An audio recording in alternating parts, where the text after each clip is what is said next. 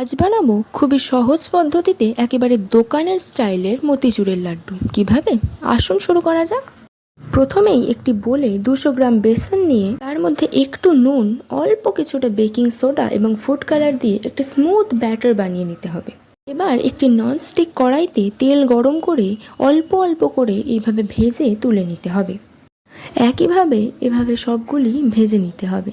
তারপর সেগুলিকে ছোট ছোট টুকরো করে মিক্সার গ্রাইন্ডারে দিয়ে ভালো করে গ্রাইন্ড করে নেব।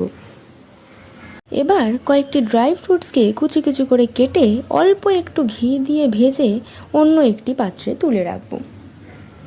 এরপর ওই ফ্রাইং প্যানের মধ্যেই 1 কাপ চিনি এবং অল্প কিছুটা জল দিয়ে মেল্ট হওয়ার জন্য ছেড়ে দেব। এর মধ্যে একটু ফুড কালার ও 2টি এলাচ দিয়ে দেব।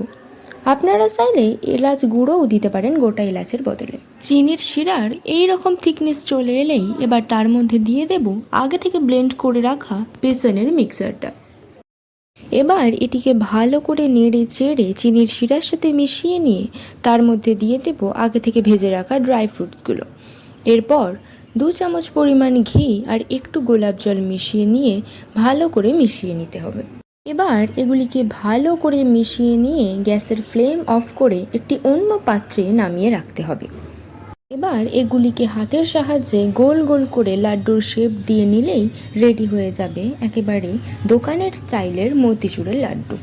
আশা করি ভিডিওটি আপনাদের সকলেরই খুবই ভালো লেগেছে। ভালো লাগলে অবশ্যই একটি লাইক, কমেন্ট এবং শেয়ার করবেন।